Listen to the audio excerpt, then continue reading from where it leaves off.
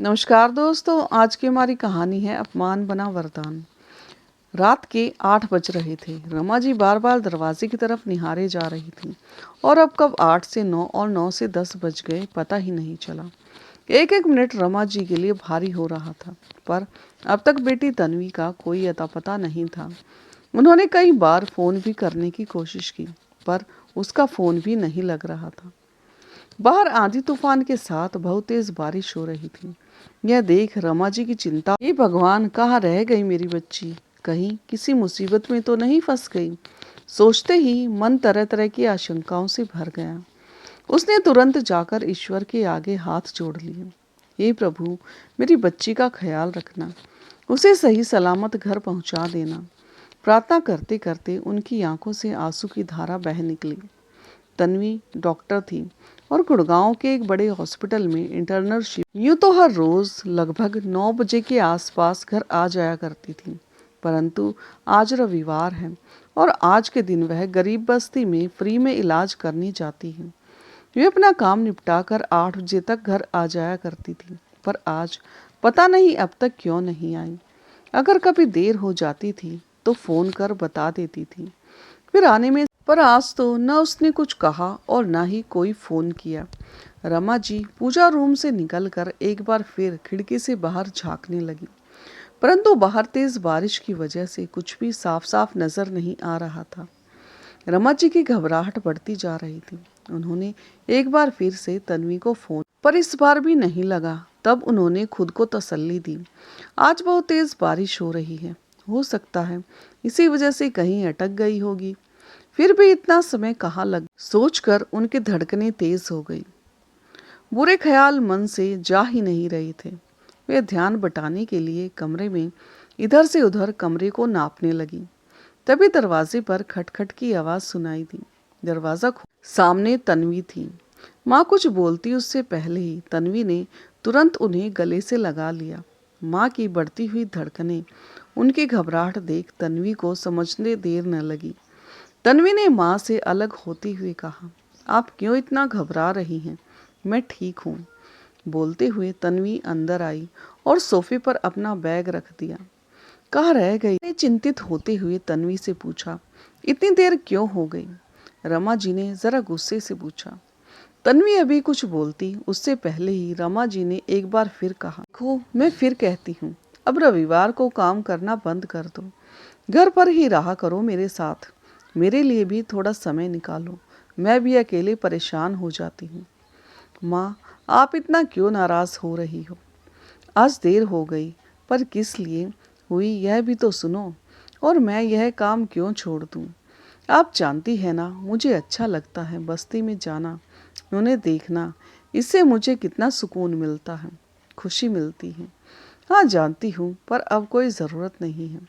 मैं तो कहती हूँ छोड़ दो लोगों की सेवा करना, कुछ नहीं होता इन सब से। बाहर लोगों की सेवा करो और घर में माँ अकेली पड़ी है। यह तुम्हें अच्छा लगता है क्या? मम्मी बस ना, क्यों इतना नाराज हो रही हो? अब आगे से ऐसा नहीं होगा और आज भी देर नहीं होती। अगर मैं ऐसे कैसे यकीन करूं कि आगे से देर क्यों यकीन करूं तुम पर? माँ, जब आप मेरी बात सुनोगी तो आपको तुरंत यकीन हो जाएगा। फिर मुझे कुछ कहने की ज़रूरत नहीं होगी और आप खुद बोलोगी, बेटा तू बहुत अच्छा काम कर रही है, और मुझे घर पर बैठने के लिए बिल्कुल नहीं कहेंगी। सुनकर रमा जी चुप रह गई। मैं फ्रेश होकर आती हूँ, फिर बताती हूँ, बोलकर तन्वी फ्रेश होने चली गई। रमा जी को भी बेटी पर पूरा भरोसा था, तो वह अब सामान्य रही। तन्वी खाना लगाने लगी। पता है आज शाम को जैसे ही बादल घिरने लगे, अभी कुछ ही दूर निकली थी कि तेज बारिश होने लगी। खाली सड़क पर मैं कार तेजी से भगा रही थी। तभी अचानक सामने एक बूढ़ी औरत मेरे कार के सामने आ गई। पहले तो मुझे ऐसा लगा कि वह कार के नीचे आ गई, फिर जब मैंने बाहर आकर देखा तो वह नीचे गिरी थी और बेहोश हो चुकी थी। मैंने उन्हें मोबाइल की लाइट में देखा। उन्हें कहीं चोट तो नहीं आई, पर शायद डर के मारे वह बेहोश हो चुकी थी। कुछ देर तक जब उन्हें होश नहीं आया तो मैंने तुरंत और पास के हॉस्पिटल में ले गई। तो क्या हुआ, होश आया उन्हें? हाँ माँ, उन्हें होश तो आया, पर वो अभी भी कुछ बताने की स्थिति में नहीं है। जब चोट नहीं लगी तो फिर अचानक ऐसी हालत कैसे हो गई? माँ, क्योंकि वह बहुत बुजुर्ग और कमज़ोर हैं, और सबसे बड़ी बात कि उन्होंने पिछले कई दिनों से कुछ भी नहीं खाया है। मैंने ही उनका इलाज किया, उनके पेट में अन्न का एक दाना तक नहीं था। ये तुम क्या कह रही हो बेटी? माँ ने खाना परोसते हुए पूछा।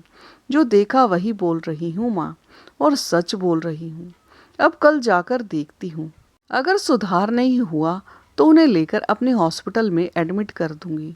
ठीक है बेटी, और हाँ, उनसे पूछ लेना कौन है, कहाँ रहती हैं, फिर उन्हें सही सलामत घर भी छोड़ देना।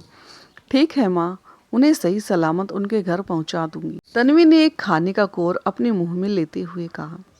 एक पल के लिए चुप्पी छा गई। दोनों माँ बेटी चुपचाप खाना खाने लगी। खाते खाते रमा जी कुछ सोच रही। क्या हुआ माँ, आप क्या सोच रही हैं? आप कहाँ गुम हो गई? सोच रही हूँ आखिर कौन होगी वह महिला जो इतनी बारिश में सड़क पर घूम रही थी, और सबसे बड़ी बात ये कि कई दिनों से उनके पेट में अन्न का एक दाना तक नहीं था। कौन है वो? कहाँ से आई होंगी? तुम डॉक्टर हो या? यूं तो मैं सिर्फ एक डॉक्टर हूँ, लेकिन आपके केस में मैं दोनों हूँ।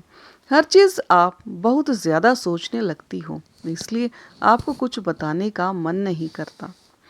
अब कल उन्हें होश आ जाएगा तो मैं पूछ लूँगी, और जहाँ उनका ठिकाना होगा वहाँ पहुँचा भी दूँगी। अब शांत रहिए। माँ फिर कुछ बोलने लगी, तब तन्वी ने चुप करा दिया। बस माँ, अब टॉपिक चेंज करते हैं। अभी अभी आपने कहा कि हम दोनों को साथ में थोड़ा, और अभी आप एक ही बात को पकड़कर बैठी हैं। इतनी रात गए आई हूँ, आपने एक बार भी मेरे या मेरे काम के बारे में नहीं पूछा। कैसा रहा मेरा दिन? कैसे थे आज के पेशेंट? अरे मेरी बच्ची, वह सब तो मैं तुमसे रोज बातें कर, और यह तो रोज का ही टॉपिक है। लेकिन आज तुमने जो कुछ कहा वह अलग और सोचने वाली बात है। बस इसलिए सोचने लगी। ठीक है, अब आप ज्यादा मत सोचो। बारिश बहुत हो रही है, आपको सर्दी जुकाम बहुत जल्दी लगती है, तो मैं हल्दी वाला दूध बनाती हूँ, हम दोनों साथ में पियेंगे। बेटी, तू जानती है ना मुझे हल्दी वाला दूध पसंद नहीं, तो तू पी लेना, मैं सादा दूध ही पी लेती हूँ। माँ, आपने जितनी देर में यह सब कहा उतनी देर के लिए तो मैंने कुछ नहीं सुना। हाँ, इससे पहले मैंने क्या कहा वह मुझे बराबर याद है। तो मैंने जो कहा आप करेंगी। तू मेरी बेटी है, तुम्हें मेरी बात माननी चाहिए, पर हर वक्त अपना रूल चलाती है मेरे ऊपर, और मुझे तुम्हारी बात माननी ही पड़ती है, क्योंकि और कोई ऑप्शन भी नहीं है माँ, तो माननी पड़ेगी। दोनों माँ बेटी बहस कर रही थी कि तभी तन्वी का फ़ोन बजा। लो, बात करो। आ गया आपकी लाडली बेटी का फ़ोन। अब मुझसे ज़्यादा आपकी अपनी बड़ी बेटी अरे पहले ही तू बड़बड़ करने लगी, फ़ोन तो उठा। हाँ बोलो। अरे मैं क्या बोल रही हूँ? बहन सोनिया अभी अपनी बात पूरी करती उससे पहले ही तन्वी ने कहा, यही कि बारिश बहुत हो रही है, माँ को जल्दी सर्दी लग जाती है, उनका ख्याल रखना, हल्दी दूध देती रहना, दवाई वरना अपने मन से कभी लेंगी नहीं। यही बोलने वाली थी ना आप? बहन हंसने लगी। अरे मैं तो भूल ही जाती हूँ कि मेरी बहन डॉक्टर है, उसे कुछ भी बताने की ज़रूरत नहीं। दी, मैं तो सोच रही हूँ कुछ मेडिसिन आपके लिए भी लिख दूँ। कौन सी मेडिसिन और किस लिए बहन? मैं तो पूरी तरह ठीक हूँ।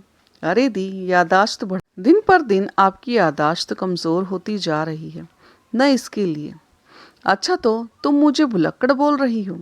शुक्र है बहन कि तू मेरे सामने नहीं है, नहीं तो अच्छी खासी पीट वैसे ही जैसे बचपन में पीट देती थी, उससे भी खतरनाक। चलो चुप रहो, अब मैं वह छोटी बच्ची नहीं रही कि आपसे पिट जाऊं। बोलकर दोनों बहनें हंसने लगी। अच्छा लो, माँ से बात करो। हाँ बोलो बेटा, रमा जी ने कहा। माँ, अपना ख्याल रखिएगा। अरे मैं ठीक हूँ बेटा, और तेरी बहन जो है मुझे कुछ होने देगी? तू बता कैसी है, घर में सब कैसे हैं, बच्चे, दामाद जी? हाँ माँ, सब ठीक हैं, और आपको भी ठीक रहना ही होगा, आपके अलावा और हम बहनों का। अरे मुझे कुछ नहीं होगा। ठीक है, अभी देर रात हो गई है, फ़ोन रखो, तन्वी को कल सुबह हॉस्पिटल भी जाना है। हाँ माँ, बोलकर दोनों ने फ़ोन रख दिया। इधर तन्वी तब तक 2 गिलास हल्दी वाला दूध बनाकर ले आई। एक खुद लिया और एक माँ की तरफ बढ़ा दिया। दोनों ने दूध पीते हुए 5 से 10 मिनट तक फिर अपने कमरे में सोने चली गई। सोते सोते रमा जी ने एक बार फिर कहा, बेटी, कल जैसे ही बूढ़ी अम्मा को होश आएगा तो उनका नाम पता पूछ लेना। मैं तो कहती हूँ कल मैं भी तुम्हारे साथ चलती हूँ, देख लूंगी। माँ, मुझे लगता है आपको बताकर मैंने गलती कर दी। मुझे समझ में नहीं आता आप इतना इमोशनल क्यों हो रही हो। अरे मैंने कहा ना, जैसे उनको होश आएगा मैं उनसे पूछकर वहाँ उनको सही सलामत छोड़ दूंगी। आपको मुझ पर यकीन नहीं हो रहा क्या? माँ ने कुछ जवाब नहीं दिया। माँ, अगर ऐसा रहता तो मैं उन्हें हॉस्पिटल लेकर, अब चुपचाप सो जाओ, पूरी दुनिया के बारे में सोचने के लिए यहीं बैठी हैं। अब की बार तन्वी ने थोड़े गुस्से से कहा तो रमा जी कंबल ओढ़कर चुपचाप सो गई। बाहर अभी भी खूब तेज बारिश हो रही थी। तन्वी अपने फोन में व्यस्त हो गई। इधर रमा जी कंबल के नीचे सोने की कोशिश तो कर रही थी, पर दिमाग में वह बूढ़ी अम्मा ही घूम रही थी। और सबसे बड़ी बात की उनके दिमाग में बार बार एक ही बात आ रही थी कि पिछले कई दिनों से उनके पेट में अन्न का एक दाना भी नहीं था। यह बात उन्हें बार बार कचोट रही थी। हे भगवान, वो जो भी हैं उसे अपने परिवार से, अपनों से मिला देना। रमा जी ने मन ही मन भगवान से प्रार्थना करते हुए नींद के आगोश में समा गई। अगली सुबह तन्वी वह घर से अस्पताल के लिए निकलने लगी कि एक बार फिर रमा जी बोलने को हुई, परंतु उससे पहले ही तन्वी ने कहा, माँ, मुझे सब याद है, और हाँ, पहले मैं उन अम्मा से मिलने हॉस्पिटल जाऊंगी, उसके बाद ही काम पर जाऊंगी। बेटा, मैं भी चलूँ तुम्हारे साथ? नहीं माँ, हॉस्पिटल क्यों जाओगी? ज़रूरत है क्या आपको? आपकी भी तबीयत आजकल ठीक नहीं रहती है। अगर आपको उनसे मिलना ही है तो एक बार वह ठीक होकर घर चली जाती हैं, फिर मैं आपको उनके घर ले जाऊंगी, मिलवा दूंगी। तन्वी ने माँ को दिलासा देते हुए कहा, हाँ ठीक है, यही ठीक रहेगा, मैं उनके घर जाकर ही मिल लूंगी। माँ ने अब थोड़ा मुस्कुराते हुए कहा। कुछ देर बाद तन्वी घर से निकल आई और कार में बैठकर हॉस्पिटल के लिए विदा हो गई। लेकिन अभी भी वह वृद्ध महिला अच्छी तरह से बोल नहीं पा रही थी। अम्मा, अब कैसा लग रहा है? अम्मा ने हाथ से इशारा किया कि अब अच्छा लग रहा है, ठीक हूँ। तब उन्हें उठाकर बिठाते हुए हल्का नाश्ता और जूस दिया। माफ़ कीजिए अम्मा, कल रात आप मेरी कार, इतनी तेज़ बारिश हो रही थी कि मैं आपको देख नहीं सकी, पर इतनी तेज़ बारिश में आप सड़क पर अकेली कहाँ भागी जा रही थी? अम्मा ने कुछ जवाब नहीं दिया। आपको पता है, कल रात मैं ही आपको यहाँ पर लेकर आई थी। मुझे लगता है आप काफ़ी हद तक ठीक हो गई हैं और घर जा सकती हैं। तो बताइए, आपका घर कहाँ है? मैं छोड़ देती हूँ। और हाँ, कुछ दवाइयाँ मैं दे रही हूँ, आप लेती रहिएगा। कमज़ोरी दूर हो जाएगी, आप ठीक हो जाएंगी, तन्वी ने कहा तो अम्मा की आंखों में आंसू आने लगा, जिसे उन्होंने बहने से पहले ही रोक लिया। अम्मा, अब आप ठीक हो गई हैं, आपको कहीं चोट नहीं आई है। मुझे लगता है कमज़ोरी और डर की वजह से। एक बात और, अगर आप बुरा ना माने तो आपसे एक बात पूछूं? आपने पिछले कुछ दिनों से खाना क्यों नहीं खाया? अब इस उम्र में कौन सा उपवास कर रही हैं? अम्मा ने फिर कुछ जवाब नहीं दिया, बस चुपचाप मुंह फेर लिया। अम्मा नहीं बोलेंगी, इन्हें लगता है मैं उनका उपवास तोड़वा न दूं। इसलिए तो औरत होकर भी मुझे औरतों की हरकतें, आदतें पसंद नहीं आती। ये औरतें ही अपनी सेहत को नज़रअंदाज कर सबके लिए व्रत उपवास करेंगी, सबके बारे में सोचेंगी, पर अपने बारे में सोचने के लिए इनके पास समय नहीं है। देखो तो, इनका पैर कब्र में लटक रहा है, लेकिन नहीं, उपवास जरूर करेंगी। और पूछ रही हूँ तो बोल भी नहीं रही है। मन ही मन बोलकर तन्वी दाएं बाएं सिर हिलाकर रह गई। तन्वी ने एक बार फिर पूछा, अच्छा, आपका घर कहाँ है? कहाँ रहती हैं आप? आपके घर में कोई है तो बताइए। मैं तन्वी की बात सुनकर इस बार अम्मा के सब्र का बांध टूट गया और उनकी आंखों से आंसू बह निकले। क्या हुआ अम्मा, क्यों रो रही हो? मैं आपके घर छोड़ देती हूँ। आपको मुझ पर विश्वास नहीं हो रहा? अब की बार अम्मा ने धीरे से हाँ में सिर हिलाया। तो फिर जल्दी बताओ, आप कहाँ रहती हो? अम्मा ने धीरे से फुसफुसा कर कहा, मंदिर। क्या मंदिर? मंदिर के पास रहती हैं आप? पर कहाँ और किस मंदिर के पास? यहाँ से थोड़ी दूरी पर। अच्छा ठीक है, अब उठिए और चलिए मेरे साथ। फिर तन्वी ने अम्मा का हाथ पकड़कर और चल पड़ी उनके बताए रास्ते की तरफ। कुछ देर तक चलने के बाद वह मंदिर आ गया। तब अम्मा ने एक तरफ उतरने के लिए इशारा किया तो तन्वी ने उतार दिया। हाँ बताओ अम्मा, अभी यहाँ से किस गली में घर है आपका? मैं वहाँ छोड़ देती हूँ। मैं चली जाऊंगी बेटा। अम्मा, क्या आप मुझे मार खिलवाना चाहती हो अपने घर वालों से? अम्मा ने उसकी तरफ एकटक देखा। अगर आप फिर गिर गई तो? तब तो सच में आपके घर वाले मेरी खटिया खड़ी कर देंगे। चलिए जल्दी बताइए, आप कहाँ रहती हो? मैं आपको छोड़ देती हूँ। अब की बार अम्मा ने बहाना बना दिया कि यहीं मंदिर में कुछ देर बैठूंगी, फिर घर जाऊंगी। मैं चली जाऊंगी मेरी बच्ची, तुम अपने काम पर जाओ, तुम्हें देर हो रही होगी। देर तो उसने अम्मा को मंदिर के प्रांगण में बिठा दिया और कार में बैठकर हॉस्पिटल के लिए निकल गई। रास्ते में जाते जाते उसने माँ को फ़ोन लगाया, यह बताने के लिए कि अम्मा ठीक है और वो सही सलामत अपने घर पहुँच गई है। सुनकर रमा जी भी खुश हो गई। करीब 2-3 दिन बाद तन्वी फिर उसी रास्ते से गुजरी कि अगर अम्मा इस समय मंदिर में रहती हैं तो शायद उनसे मुलाकात हो जाए। एक बार देखती हूँ तबीयत कैसी है उनकी। वह मंदिर के पास जैसे ही रुकी तो वह छुपने की कोशिश करने लगी। तभी अम्मा का पैर फिसला और वो जोर से गिर गई। मुंह से आह निकल गई। मंदिर के पुजारी भागकर उन्हें उठाने लगे। तब तक तन्वी भी पहुंच गई। क्या हुआ अम्मा, कैसे गिर गई? और जब आपसे नहीं होती यह पूजा पाठ तो क्यों आती हो मंदिर में? घर में क्यों नहीं बैठती? भगवान का नाम और पूजा घर में बैठकर भी तो लिया जा सकता है। जरूरी नहीं मंदिर में ही आकर पूजा करना। घर कहाँ जाएंगी? रहेगा तब ना। ये मंदिर ही उनका घर है, यहीं रहती है, पुजारी ने कहा।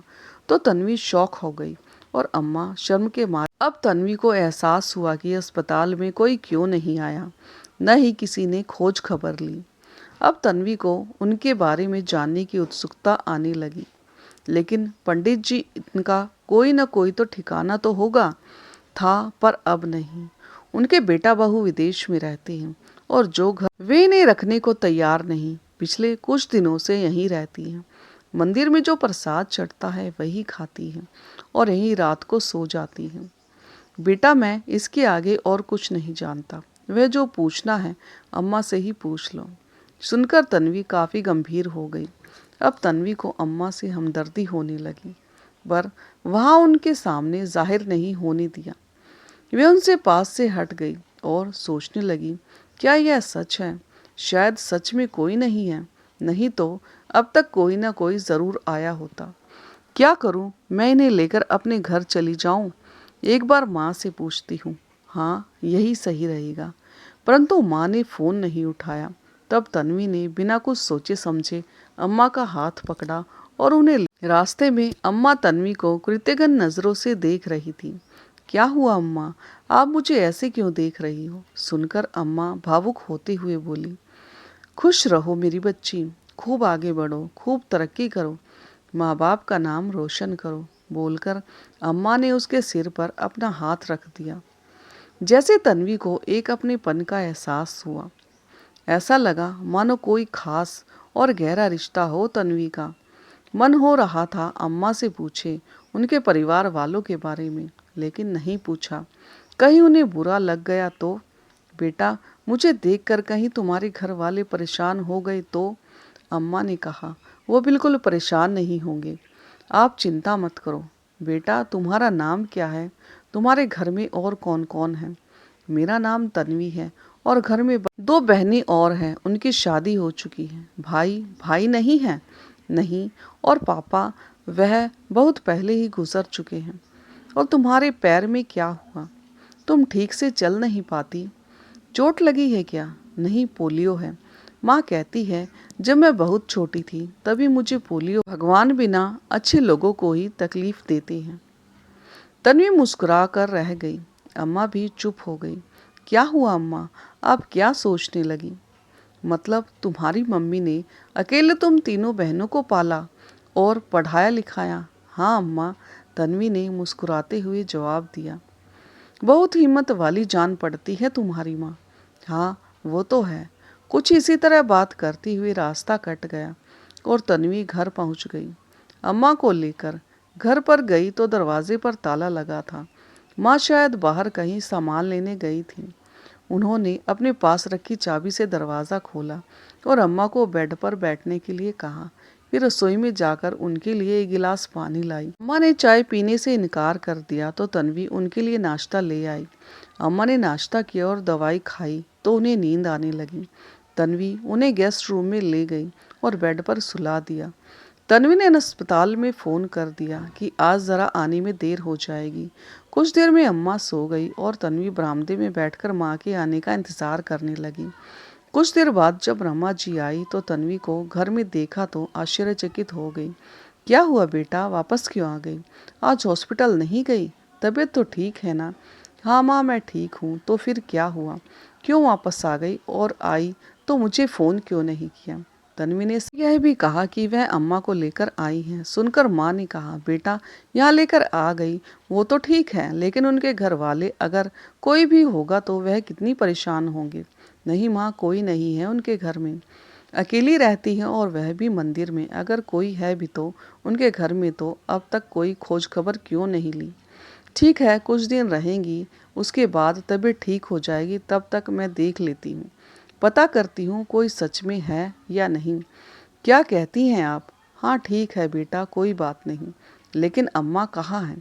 वह अभी आराम कर रही है। पता है, रास्ते भर बहुत प्यार से मुझे तो ऐसा लगा जैसे मेरा उनसे कोई पुराना रिश्ता हो। तुम्हें सबके साथ रिश्ता महसूस होने लगता है क्योंकि तुम अच्छी हो इसलिए, वरना आजकल का समय नहीं है बेटा। लोग अपने से रिश्ता नहीं रखते और अनजान से तो बहुत दूर ही रहते हैं। हाँ आपका कहना सही है माँ, पर अभी चलती हूँ। वे उठेंगी तो आप बातचीत कर लेना और कह देना कि मैं शाम को आऊँगी। ठीक है बेटा, तू जा, मैं देख लेती हूँ। तन्वी जब चली गई तो रमा जी ने दरवाज़ा खोलकर धीरे से उस बूढ़ी अम्मा को देखा। वह कंबल ओढ़कर सो रही थी तो उन्होंने जगाना ठीक नहीं समझा और देर तक इंतजार करने के बाद मन में एक काम करती हूँ, उनके लिए कुछ हल्का फुल्का खाना बना देती हूँ। मैं भी खा लूँगी और उन्हें भी दे दूँगी। फिर वो रसोई में गई और झटपट खाना बनाने लगी। कुछ देर में खाना बन गया लेकिन अम्मा अब तक नहीं उठी तो रमा जी ने सोचा जाकर उन्हें उठा देती हूँ। हाँ हो सकता है अनजान जगह वह कमरे से बाहर ना निकले। उठेंगी, खाना खाएंगी, फिर उन्हें अच्छा लगेगा, हमारी बातचीत भी हो जाएगी। मैं सोचते हुए वह दरवाज़ा खोल अंदर आई और धीरे से कंबल हटाकर कहा, अम्मा उठ जा। अम्मा कुछ जवाब देती उससे पहले ही रमा जी ने फिर कहा, अम्मा उठिए, मैं तन्वी की माँ हूँ, आप ठीक हैं? उठिए, खाना खा लीजिए है बोलकर रमा जी ने कंबल हटा फिर उनकी बाह पकड़ के जैसे उन्हें उठाकर बिठाया कि अम्मा का चेहरा देखते ही उनके पैरों तले से जमीन खिसक गई। मुंह खुला का खुला रह गया, आंखें फटी रह गई।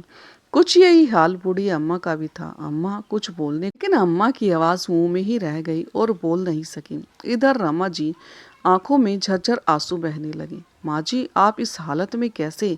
क्या हुआ? घर में बाकी सब कैसे हैं? कहाँ हैं? रमा जी की बात सुनते ही अम्मा जी की आंखों से आंसू ढुलक पड़े। वह फूट फूट कर रोने लगी। वह बूढ़ी अम्मा और कोई नहीं, रमा जी की सासू माँ कल्याणी जी थी। माँ जी, आप यूं इस हालत में कैसे? घर के बाकी सब लोग कहाँ हैं? कल्याणी जी जोरों से सिसकने लगी। क्या हुआ माँ जी, बताइए। अबू तुम्हारी बद्दुआ रंग लाई, सब तुम्हारी बद्दुआओं का फल है। तुम्हारे साथ जो हमने किया उसका फल भगवान ने मुझे जीते जी दे दिया। ये आप क्या कह रही हैं माँ जी? क्या हुआ, साफ साफ बताइए। क्या कहूँ बहू, और कितना कहूँ? सब ने मुझे घर से निकाल फेंक दिया, कोई रखना ही नहीं चाहता। सही कहते हैं लोग, अपना किया धरा हमें इसी जन्म में भोगना पड़ता है। जिस बेटे बहू के लिए सब कुछ किया, सही गलत कुछ नहीं सोचा, उसी ने मिलकर मेरा यह हाल कर दिया। बोलते बोलते अम्मा की आंखों से आंसू बहने लगे। रमा जी ने उनके आंसू पोंछते हुए कहा, चुप हो जाइए माँ जी, आपकी तबीयत ठीक नहीं है। आप इस तरह रोएंगी तो और बीमार पड़ जाएंगी। अम्मा चुप हो गई, परंतु हिचकियां बंद गई थी। वहीं रमा जी की आंखों के सामने तस्वीर की भांति एक एक कर आंखों के सामने आने लगी। रमा जी की अभी नई नई शादी हुई थी। उनके पति श्याम बाबू सरकारी स्कूल में अध्यापक थे। 3 जेठानियां देवरानियों में से सबसे छोटी बहू थी और गरीब परिवार से ताल्लुक रखती थी। बाकी इनकी दोनों जेठानियां काफी अमीर परिवार से थीं और सास इस बात के लिए हमेशा पता नहीं किस गरीब फकीर खानदान से आई है। रमा जी कभी अपनी सास की बातों को दिल पर नहीं लेती थी, तो दोनों जेठानियां सास को शय देने लगी और तब तीनों मिलकर खूब रमा जी को खरी खोटी सुनाती। कभी तीज त्योहार में दोनों जेठानियों के मायके से खूब सामान आता, तो वहीं रमा जी के मायके से थोड़ा बहुत सामान आता और कभी ना भी आता, तो इस बात के लिए भी उसे खूब सुनाया जाता। कितनी बार रमा जी विरोध करना चाहती, पर पति मना कर देते कि माँ के सामने मत बोला करो, और रमा जी मन मसोर कर रह जाती थी। उसे याद है जब पहली बेटी हुई तो सासू माँ ने कैसे मुंह बना लिया। पोते का इंतजार कर रही थी, पोती हो गई। अरे इसे तो मायके का लक्षण लग गया है, इस पर तो माँ की परछाई पड़ गई है। मेरे खानदान में तो सबको पहले बेटा ही होता है, यहाँ तक कि जानवर को भी। सभी ने रमा जी की ओर से मुंह बना लिया। तब रमा जी को खूब रोना आया, लेकिन फिर वह भी सहन कर लिया। परंतु जब दूसरी बेटी हुई तब तो मानो पहाड़ ही टूट पड़ा हो। कल्याणी जी उनके खाने पीने में दिक्कत तो करती ही थी, ऊपर से बेटे को भड़काने लगी, इस बहू से पोता नहीं होगा मुझे, तुम दूसरी शादी कर लो। अब तो जेठानी भी ताना मारने लगी कि तुम्हें बेटा नहीं, तुमने तो अपने पति को बेटियों के कर। रमा जी कभी अपने पति से यह सब बातें कहती तो हंसकर कहते, जिसे जो कहना है कहने दो, मैं तुम्हारे साथ हूं ना, तो और क्या चाहिए। तब रमा जी खुश हो जाती और धीरज धर लेती। अब दोनों पति पत्नी सोच रहे थे कि अब बच्चा नहीं करेंगे, 2 बेटी ही काफी है। लेकिन ससुराल वालों के साथ मायके वालों का भी दबाव पड़ा, तो उन्होंने तीसरा बच्चा कर लिया और भगवान को यही मंजूर था। तीसरी भी बेटी हो गई। तब तो सासू माँ ने बच्चा सहित उन्हें घर से निकाल तू तो कुलक्षणी है, अभागी है, खाली बेटी जनती है, तुझे तो मेरे बेटे का वंश कैसे बढ़ेगा, खानदान कैसे बढ़ेगा, जा तू निकल जा। और अपने बेटे पर दूसरी शादी के लिए दबाव डालने लगी। तब भी बेटा मुस्कुरा कर रह जाता। क्या हो गया माँ, बेटा और बेटी में आजकल कोई फर्क नहीं है। लेकिन माँ कहाँ समझती, उन्हें तो पोता चाहिए था। रात दिन रट लगाए रखती। कहते हैं घर में रोज की कलह एक दिन लग जाती है। वही हुआ। एक शाम बहुत तेज बारिश हो रही थी। रमा जी के पति काम से बाहर गए थे। घर लौटते समय बारिश की वजह से उनका एक्सीडेंट हो गया और रमा जी पर दुखों का पहाड़ टूट पड़ा। क्या करूं क्या नहीं समझ में नहीं आ रहा। लेकिन पति की सरकारी नौकरी थी, तो अनुकंपा पर उन्हें शिक्षक की नौकरी मिल गई। परंतु ससुराल वाले चाहते थे कि यह नौकरी उनके दोनों जेठों में से किसी को मिल जाए, पर ऐसा नहीं था। पर रमा जी ने जिद करके कहा कि मुझे 3 बच्चे हैं, तो अपने बच्चों का लालन पालन कैसे करूंगी, इसलिए नौकरी मैं ही करूंगी। और जिद करके नौकरी कर ली। इस गुस्से में दोनों जेठ जेठानी ने सास को खूब चढ़ाया, उल्टा सीधा सिखाया और रमा जी को घर से निकालने पर रमा जी रोती बिलखती रह गई। मैं 3 बच्चों को लेकर कहाँ जाऊंगी माँ जी, जरा मेरे बारे में भी तो सोचिए। मायके में भी कोई आसरा नहीं है, मुझे कुछ नहीं तो रहने के लिए एक कमरा ही दे दीजिए। लेकिन किसी ने एक नहीं सुनी। वे रोती बिलखती रह गई। उनके आस देखकर भी कल्याणी जी का दिल नहीं पिघला। तब रमा जी ने कल्याणी जी के पैर पकड़ लिए। माँ जी आप तो मेरी सास हैं, बच्चों की दादी हैं, कम से कम आप तो समझिए। मैं अकेली औरत 3 बच्चों को लेकर कहाँ जाऊंगी। मुझे बाकी संपत्ति में से कोई हिस्सा मत दीजिए, कुछ नहीं चाहिए, बस रहने को एक छत दे दीजिए। 3 बच्चों का पालन कर लूंगी। तब सासू माँ ने लात से धक्का देकर मारते हुए कहा, मेरे बेटे को तो खा गई, अब किस हक से यहाँ रहो। फिर तुम 3 बेटियों की माँ हो, तुम कैसा हिस्सा मांग रही हो। कोई हिस्सा नहीं मिलेगा। जहाँ मन होता है वहाँ जा। अगर नहीं संभाल सकती तो इन्हें पैदा ही क्यों किया। जा कहीं फेंक दे, मार दे। जब कोई रखने को तैयार ही नहीं हुआ तो रमा जी तीनों बेटियों के साथ घर से निकल गई। जमीन जायदाद और छत तो दूर, किसी ने एक समय का खाना बनाने के लिए अनाज तक नहीं दिया। तीनों बच्चों के साथ घर तो छोड़ दिया, पर अब आगे क्या। रमा जी को समझ में नहीं आ रहा था क्या करूं, कहाँ जाऊं। बहुत परेशान हो गई। उन्हें परेशान देखकर उनके स्कूल के प्रधानाध्यापक ने उनसे उन तब रोते हुए उन्होंने सारी बातें बता दी। सुनकर उनका भी कलेजा पसीज गया। उन्होंने कहा, कोई बात नहीं, आप कुछ दिनों तक स्कूल में ही रह जाइए। जब घर की व्यवस्था हो जाए तब आप यहाँ से चली जाइएगा।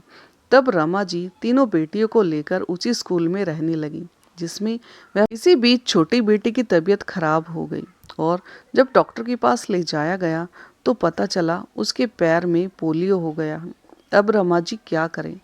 काफ़ी इलाज करवाया, आराम तो हुआ, लेकिन पूरी तरह ठीक नहीं हुई, जिस वजह से वह ठीक से चल नहीं। स्कूल में वह अच्छे से रहने लगी, लेकिन यह बात बाकी लोगों और शिक्षकों को पसंद नहीं आई। वह रमा जी और प्रधानाध्यापक को लेकर खिल्ली उड़ाने लगे, मजाक बनाने लगे।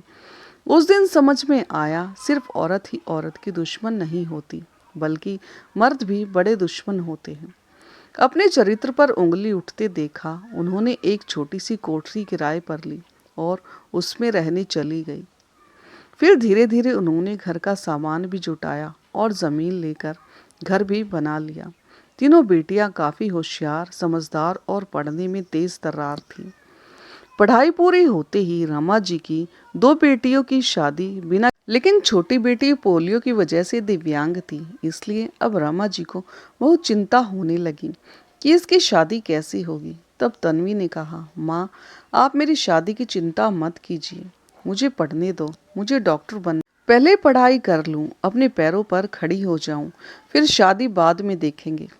बेटे की बात सुनकर रमा जी बोली, मैं प्राइमरी स्कूल की शिक्षिका हूँ, कहाँ से इतना पैसा लाऊं जो तुम्हें डॉक्टर की पढ़ाई करा दूं। लेकिन कहते हैं ना, जहाँ चाह वहाँ राह, वही हुआ। काफ़ी हद तक मदद बड़ी बेटियों और उनके दामादों ने की थी और बाकी मेडिकल कॉलेज में उनकी फीस माफ़ हो गई। जो प्रोफेसर उन्हें पढ़ाते थे उन्होंने फीस लेने से इनकार कर दिया। तन्वी को पढ़ाया। रमा जी ने कई बार पूछा भी फीस के बारे में। तब वह प्रोफेसर कहते, तन्वी बिटिया को डॉक्टर बनने दीजिए, फिर सारी फीस उसी से ले लूँगा मैं। तन्वी ने भी बहुत मन लगाकर पढ़ाई की और आज वह एक सफल डॉक्टर बन गई है। इधर रमा जी भी पिछली बातें सब भूल चुकी थी। अब वह ससुराल और सास की बातें याद नहीं करती। उन्हें वापस परिवार के लोगों ने कभी नहीं बुलाया और ना ही रमा जी कभी गई। लेकिन तन्वी ने जब कल से बूढ़ी अम्मा का नाम लिया तभी से रमा जी का मन विचलित हो गया कि आखिर कौन है वह अम्मा। क्या अम्मा सच कह रही थी? क्या दोनों बेटे बहुओं ने उन्हें सच में घर से निकाल दिया? ऐसा कैसे कर सकती हैं वे कि तभी जब ये इतनी बुजुर्ग हो चुकी हैं। क्या सोच रही हो बहू? मेरी बातों पर विश्वास नहीं हो रहा तुम्हें? कल्याणी जी की बात सुनकर रमा, नहीं अम्मा, ऐसी बात नहीं है, मैं सुन रही हूँ और विश्वास भी हो रहा है, पर उन्होंने ऐसा क्यों किया? क्या बताऊं बहू? तुम्हारे घर से जाने के बाद कुछ दिन तक सब ठीक ठाक रहा, फिर दोनों भाई आपस में बंटवारे के लिए झगड़ा करने लगे।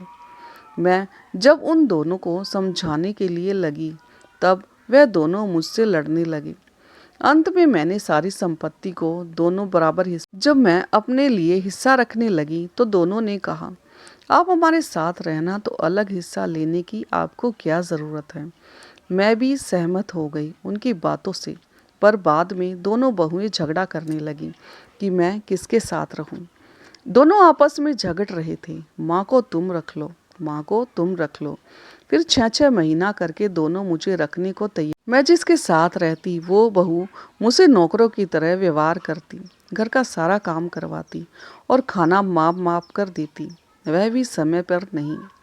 जब तक शरीर में ताकत थी तब तक सारा काम करती रहती, पर जब समय से खाना ना मिले तो शरीर कब तक काम करेगा। अधिक उम्र होने के कारण और खाना समय पर न मिलने की वजह से कब तक साथ दे सकता है। तो मैं भी दिन पर दिन कमज़ोर और बीमार होती चली गई। फिर तो दोनों बेटा बहू में से कोई भी मुझे मुड़कर देखना नहीं चाहता था। खाना पीना और इलाज तो बहुत दूर की बात है। मुझे इस तरह देखकर जब कभी उन दोनों के बच्चे बोलते कि माँ दादी को खाना दे दो, तब दोनों बहुएं तुनक कर बोलती, पता नहीं बुढ़िया कब मरेगी।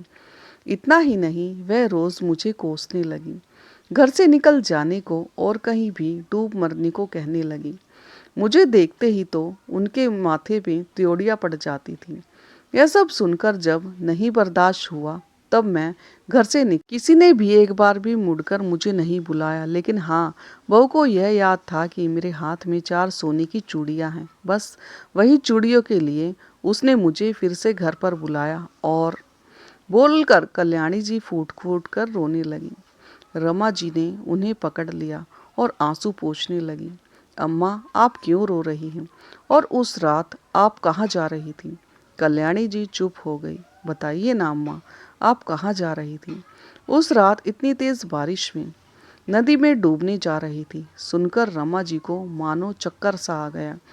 यह परेशान सी हो गई। माँ, आप यह क्या कह रही हैं? सही कह रही हूँ बहू। दोनों बहुओं ने हाथ में बस सोने की 4 चूड़ियाँ थी। उसी पर दोनों की नज़र थी कि कब मैं मर जाऊं और सोने की चूड़ियाँ दोनों के हाथ लग जाएं। लेकिन जब मैंने नहीं दिया तो इसी गुस्से में पिछले 4 दिनों में दोनों ने मुझे कुछ खाना नहीं दिया। पानी भी पी पी कर कब तक जीवित रहती। जब नहीं बर्दाश्त हुआ तब उस तेज़ बारिश में मैं घर से निकल गई। लेकिन देखो, भगवान को कुछ और ही मंजूर था। उन्होंने मुझे मरने नहीं दिया और मेरी पोती को भेज दिया। उन्होंने मुझे बचा लिया। बहू, मैंने जिस पोती को इतना दुख दिया, इतनी बद्दुआएं दी, आज उसी पोती ने मेरी जान बचा ली। जिसके लिए इतना पाप किया, इतना सब किया, उसने तो कि मैं मर गई या जिंदा हूँ। बहू, तू मुझे मत रखना, मुझे जाने दे। मैं अब ठीक हूँ। मैं कहीं काम करके अपना पेट पाल लूँगी, लेकिन मैं तेरे साथ नहीं रहूँगी। क्यों माँ, आप ऐसा क्यों बोल रही हैं? क्यों नहीं रहेंगी? क्या कमी है यहाँ पर? और कहाँ जाएंगी? बात किसी कमी की नहीं है बहू, लेकिन किस मुंह से रहूं? इसी मुंह से तुझे मैंने कितनी गालियाँ दी, कितना शब्द कहा, कितनी बददुआएं दी। इसलिए नहीं रह सकती। शर्म आ रही है मुझे। इसमें शर्म की कोई बात नहीं है। आप मेरी दादी हैं और आप यहाँ से कहीं नहीं जा रही। यह मैं बोल रही हूँ, पीछे से आते हुए तन्वी ने कहा। दादी शब्द सुनते ही कल्याणी जी फूट फूट कर रोने लगी। तुझे पता चल गया मेरी बच्ची, मैं तुम्हारी दादी हूँ। हाँ दादी, मैंने सब बात सुन ली है। और हाँ, पहले जो कुछ भी हुआ मैंने नहीं, लेकिन आज जो सामने मेरी दादी बैठी है वह बहुत अच्छी है और मुझे दादी की ज़रूरत है। मैं वर्षों से माँ के साथ रह रही हूँ और बोर हो गई हूँ। मैंने कितनी बार माँ से पूछा मेरे दादा दादी कहाँ हैं, लेकिन माँ ने कभी कुछ नहीं बताया। अब जब आप यहाँ आ गई हैं तो यहाँ से कहीं नहीं, मैं नहीं जाने दूंगी आपको और आप हमारे साथ ही रहेंगी। समझी? अगर नहीं समझेगी, जिद करेंगी तो आप जानती है ना, मैं डॉक्टर हूँ, मोटे मोटे इंजेक्शन लगा दूंगी आपको। सुनकर दादी हंसते हंसते रो पड़ी। पोती तन्वी की बात सुनकर कल्याणी जी रोते रोते हंस पड़ी और तन्वी को गले से लगाते हुए बोली, अरे मेरी बच्ची, माफ़ कर दी अपनी दादी को। मैं तो यहाँ तुम लोगों के साथ रहने के लायक, लेकिन तू बोल रही है तो मैं रह लूँगी। लेकिन अब मेरे पास तुम दोनों को देने के लिए कुछ भी नहीं है। पर हाँ, यह सोने की 4 चूड़ियाँ हैं, तुम रख लेना और जितना आशीर्वाद होगा मैं सब तेरे लिए करूँगी। दादी, एक बात कहूँ, आपकी दी हुई एक भी बदुआ हमें नहीं लगी, वह तो दुआ में बदल गई। देखो तो मैं कितनी खुश हूँ, और पता है आपको मैं कितनी बड़ी डॉक्टर हो गई हूँ। तो यह चूड़ियाँ अभी आप ही पहनी, हमारे लिए आपका आशीर्वाद। हाँ मेरी बच्ची, तू बहुत बड़ी डॉक्टर है और बड़ी बन जा, दुनिया के सबसे बड़ी डॉक्टर बन जा, खूब नाम कमा, माँ बाप का खूब नाम रोशन कर। तुम्हें मेरी तरफ से बहुत सारा प्यार, बहुत सारा आशीर्वाद। सुनकर तन्वी दादी से लिपट गई और माँ को इशारा किया तो रमा जी भी पुरानी सारी बातें भूलकर सासू माँ से लिपट गई। तभी पीछे से आवाज़ आई और तन्वी, बिटिया मेरी याद है ना, मैंने तुम्हें कहा था कि जब तुम डॉक्टर बन जाओगी, कमाने लगोगी, तब तुमसे फीस लेने आऊँगा। तो याद भी है कि भूल गई। सबने पीछे मुड़कर देखा तो वही प्रोफेसर साहब खड़े थे जिन्होंने तन्वी को बिना फीस के लिए पढ़ाया था। रमा जी और तन्वी उठकर खड़ी हो गई और बड़े प्यार से उनका, सर आप यहाँ आए, बैठिए ना। मैं बैठूंगा ज़रूर, पर मुझे मेरी फीस पहले चाहिए।